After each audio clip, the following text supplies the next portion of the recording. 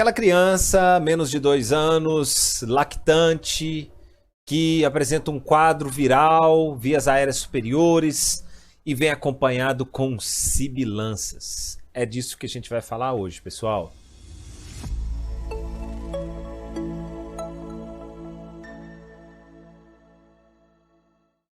Bom, bronquiolites é definido como o primeiro episódio de sibilância, precedido de um quadro respiratório, rinorreia, tosse, taquipneia, pode apresentar febre ou não, que afeta menores de 2 anos. Então é aquela criança com uma síndrome gripal associado aí à sibilância menor do que 2 anos. O principal agente é o vírus respiratório sincicial. Dentro do Nelson, da 20ª edição, coloca ele como 50% dos casos e os outros micro-organismos, paragripal, adenovírus, rinovírus. Uma referência um pouco mais antiga coloca o vírus respiratório sincicial com mais de 70% e o rinovírus em segundo lugar, causando aí essa bronquiolite. O que acontece, pessoal? Esses vírus, né, por exemplo, o vírus respiratório sincicial, quando ele alcança as vias aéreas superiores, através de gotículas, né, vindo de outra pessoa, ele vai ficar ali no epitélio e vai se reproduzir, vai adentrar esse epitélio, não muito profundo, claro.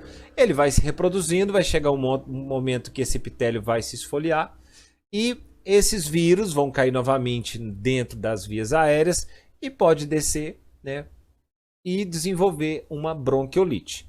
Com isso, vai ter um estreitamento dessa passagem de ar, de forma que, quando ele puxa o ar, na ins, ele vai sibilar e ele vai ter dificuldade de colocar esse ar para fora. Então vai ter uma ins com sibilância, agregada e associada aí uma hiperinsuflação. É claro que com frequência a gente não vai perceber isso, porque o diagnóstico é clínico, então quase não solicita imagem. Quais são os 3 patrones identificados aí? Sibilância transitória, de início temprano, a persistente, e a de início tardia.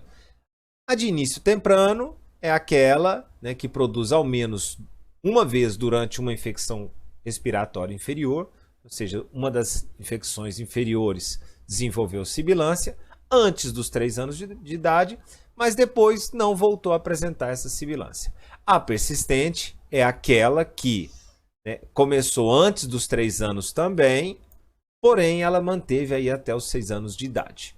E a sibilância de início tardio é aquela que não se produziu antes dos 3 anos, porém produziu depois do 6º ano de idade. Alguns fatores de risco, né, para desenvolver essa sibilância persistente é se os pais têm história de asma ou de alergia, se a mãe fuma, se existe aí uma história de uma rinite persistente, uma sensibilização a alérgenos, essa criança já tem sinais de alergia e outros aí. Bom, gente, o corpo estranho, por que eu estou falando do corpo estranho aqui? Porque o corpo estranho pode cursar também com sibilâncias, tanto agudas quanto crônicas, mas frequente seria agudo mesmo. Né? Estima que 78% dos pacientes que morrem por uma aspiração de corpo estranho tem entre 2 meses e 4 anos. Então acaba de estar dentro daquela criança que está sibilando menos de 2 anos. Você imagina que é uma bronquiolite, pode ser um corpo estranho aí. E outro que pode também desenvolver sibilâncias é o refluxo gastroesofágico. Bom, quais são as manifestações clínicas? É aquela criança que vai ter uma história de uma infecção respiratória alta, uma rinorreia, uma indisposição, não está querendo comer, né, pode apresentar uma febre ou não. Isso vai descer e vai desenvolver uma dificuldade respiratória, uma taquipneia, vai ter um aumento no esforço respiratório porque a ins está dificultada. Então, com isso ele vai ter o uso, né, da musculatura acessória, então vai apresentar tiragem subcostal e intercostal. Febre, nesse caso aí a febre é bem mais marcada do que um resfriado comum. E o aleteio nasal, uma tração traqueal. Na ausculta desse paciente vai apresentar as sibilâncias, né, com uma expiração prolongada. É uma sibilância inspiratória, tá bom? Aqui ficou errado. Com uma expiração prolongada. Essa expiração está prolongada porque ele tem dificuldade em colocar esse ar para fora. Então essa sibilância é inspiratória. Corrija isso aqui para nós, por favor. E pode apresentar estertores finos inspiratórios. Bom, a bronquiolite complicada, os infiltrados se encontram com mais frequência, né, em lactantes com sibilâncias com saturação inferior a 93%, gemidos, diminuição dos ruídos respiratórios. Mas quando eu levanto suspeita de que essa bronquiolite é complicada, pelo exame clínico dessa criança, além dessa dificuldade, ele está saturando baixo. Você percebe que essa criança está mais descompensada, está com uma frequência cardíaca mais elevada, está tendo um esforço respiratório maior, pode estar apresentando algum tipo de cianose, que seja, né, periférica ou bucal. E o diagnóstico? Como se faz o diagnóstico da bronquiolite, pessoal? É clínico. É clínico. Mas a gente pode solicitar um raio-x? Bom, naquele caso que você está vendo que o menino está mais grave, que provavelmente vai ter que internar, claro, a gente vai solicitar um raio-x. E quais são os achados que eu posso encontrar? Bom, aqui eu selecionei 2 raio-x. Ele tem, entre os achados, como é uma situação de hiperinsuflação, ele tem um abaulamento do pulmão. O que significa isso? O pulmão está tão insuflado que ele começa a baular entre as costelas. Então aqui tem tipo um abaulamento.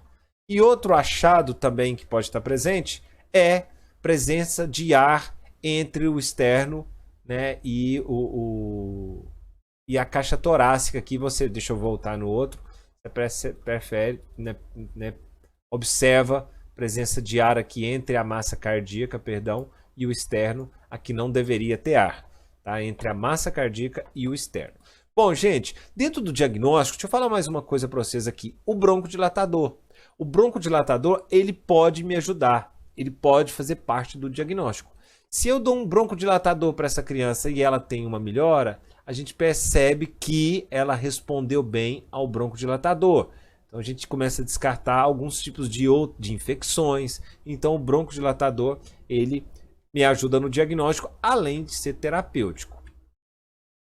Bom, o tratamento, quando se fala em tratamento de bronquiolite, a gente vai perceber, eu até coloquei no Nelson nessa última edição, na 20ª edição, não tem o score digital, mas eu coloquei porque estava em cima do material da doutora Daiane e a gente pode ser que encontre esse protocolo.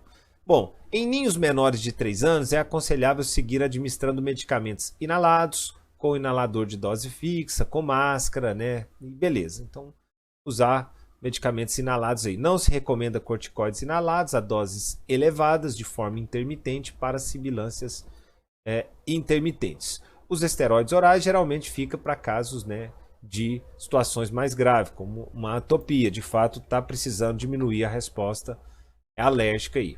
Bom, o score digital é o que a gente vai pegar aí, que é a frequência respiratória, a sibilância, a cianose e a retração. Isso já foi questão de prova de pediatria, acredito que isso não é mais questão de prova de internato, mas já caiu na prova quais são os critérios que a gente observa no score digital. A frequência respiratória, a sibilância, cianose e retração. E a partir daí você tem uma pontuação. Menor de 5 leve, de 5 a 8 moderado e mais de 9 é grave. E em cima desse protocolo a gente decide o tratamento. Se é um paciente menos de 5, ele pode fazer o manejo em casa e você vai acompanhar, você vai orientar, não acompanhar. Você vai ensinar os pais aí a observar o que pode manifestar de complicação, que esse menino está piorando, né, e novamente procurar o pronto atendimento. Sinais de alarme, essa criança pode começar a ter, né, uma irritabilidade, a questão da cianose, uma frequência cardíaca alterada, o aleteio nasal, né, a tiragem. Então isso vai nos chamar a atenção que essa criança pode estar aumentando a sua dificuldade respiratória, sobre a lactância materna, sempre na posição sempre sentada, e fazer um controle aí a cada 24 horas.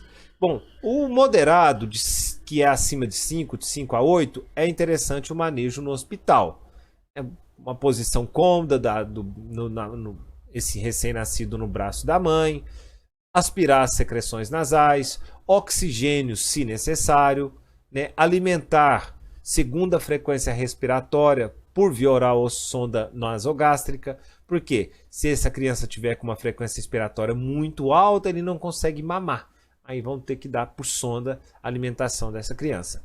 A nebulização, né, com soro fisiológico ou hipertônico, e o soro salino, né, são dados, são pesquisas, né, diminui o tempo de internação dessa criança.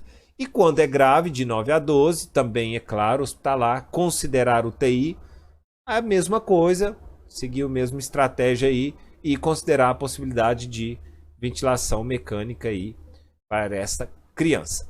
Bom, aqui é o seguinte, sobre os medicamentos, essa informação é do UpToDate, atualização nova aí, aonde fala que o beta-2 agonista existe, né, seu uso é controverso, a nebulização de adrenalina também, os corticoides endovenosos ou nebulização considerar mais em pacientes que estão com uma situação mais severa, a própria ventilação positiva, o CPAP, o BIPAP ou a ventilação mecânica.